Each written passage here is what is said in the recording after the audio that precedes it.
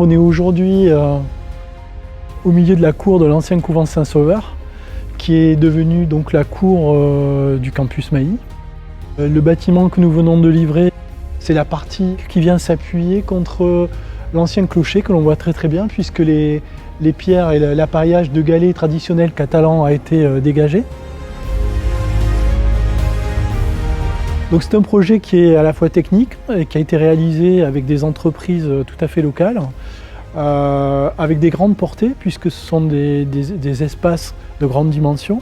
C'est la raison pour laquelle on a utilisé beaucoup le bois.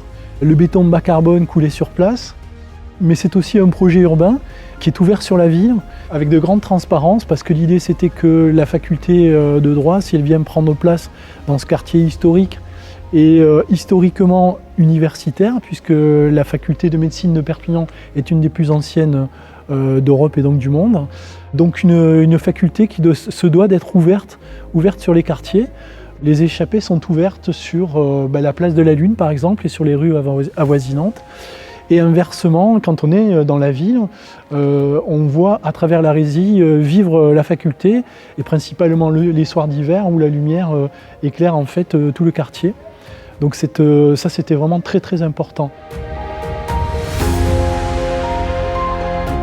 L'université en cœur de ville, une première tranche de travaux pour 550 étudiants pour la rentrée 2018 et un défi pour le maire de la ville de Perpignan et pour le président de l'université de poursuivre et terminer l'arrivée de la faculté de droit en cœur de ville dans le but d'une reconquête au niveau de la vie locale et de l'animation du cœur de ville.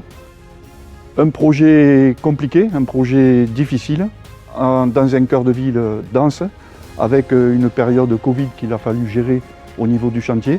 Je pense que c'est des moments de vie et des moments de chantier qui resteront gravés dans nos mémoires, mais un défi relevé, une livraison tenue, et une nouvelle conquête du cœur de ville pour ces jeunes qui arrivent et qui apprennent à découvrir une ville riche sur son aspect patrimonial et avec une volonté de pouvoir vivre en cœur de ville et d'utiliser l'ensemble des bâtiments pour suivre leur cursus universitaire.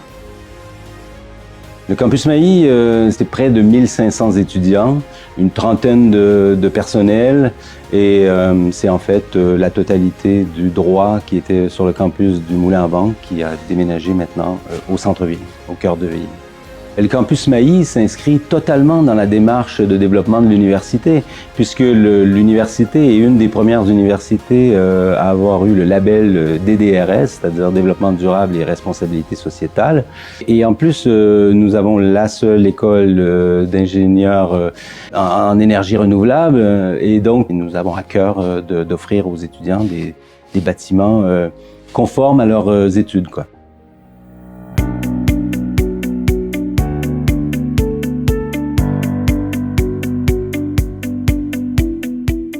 On est plutôt très satisfait, c'est même une fierté, puisque effectivement le maître d'ouvrage avait, dès le démarrage du projet, souhaité inscrire ce projet dans une démarche bâtiment durable Occitanie. Et nous avons été donc le premier projet récompensé de la médaille d'or, premier projet du département récompensé de la médaille d'or, tant sur la partie sociétale, usage, que sur la partie innovation et énergétique.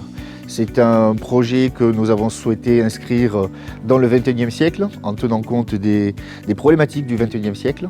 C'est un projet qui est bourré d'innovation, avec la première installation photovoltaïque en autoconsommation collective, c'est-à-dire qu'on partage la production avec un bâtiment qui se situe à proximité, qui est la médiathèque, donc avec une mutualisation de la production et de la consommation. C'est un projet sur lequel est installé un puits climatique pour permettre de réduire la consommation énergétique tant pour le rafraîchissement que pour le chauffage des bâtiments, avec, comme vous l'avez vu, une signature architecturale avec cette résille qui permet de protéger le bâtiment des apports solaires et donc de mieux gérer et de manière passive la régulation de température et le confort des usagers. Tout est fait vraiment pour pouvoir faciliter les économies d'énergie pour les usagers. Nous avons, au-delà des innovations énergétiques, prêté une forte attention à l'usage de matériaux nobles, un recours intensif au bois, que ce soit pour la structure, mais aussi pour des matériaux biosourcés, type laine de bois, pour ce qui concerne l'isolation, qui pendant 50 ans vont pouvoir pérenniser la santé de tous les usagers. Et quoi de mieux que d'avoir un bâtiment confortable et pratique. Le projet s'inscrit dans une démarche historique qui remonte au XIIe siècle. Donc c'est vrai qu'au fur et à mesure des travaux, on est venu à découvrir des vestiges ou des éléments qu'on a voulu conserver dans le projet, célébrant le fait que des familles célèbres du Roussillon avaient participé à l'élaboration de ce cloître.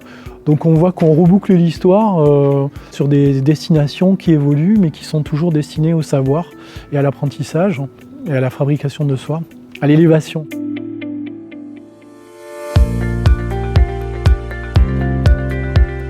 Le projet aujourd'hui est livré, mais la démarche ne s'arrête pas là, à la date de livraison. Il va y avoir un accompagnement pendant 2 ans de suivi des performances et du confort des usagers. Toutes ces données-là sont centralisées et sont suivies en temps réel. Il y a aussi un partenariat avec l'école SUPNR et sur la base de projets tutorés avec qui nous allons échanger pour pouvoir faire de la formation et de la transmission de savoir, de l'analyse technique des performances du bâtiment, mais aussi pour aider le maître d'ouvrage à bien gérer et à bien piloter son bâtiment. Voilà, l'enjeu énergétique aujourd'hui est encore plus d'actualité, il le sera de plus en plus dans les années à venir. Donc avoir un maître d'ouvrage qui est à même et favorable à se saisir de ces outils-là, pour nous c'est vraiment tout bénef. C'est pour ça que ce projet est une fierté. Voilà. C'est vraiment que l'étudiant se rappelle qu'il est dans un lieu de qualité et qu'il y a un sentiment d'appartenance finalement à ce campus Mailly.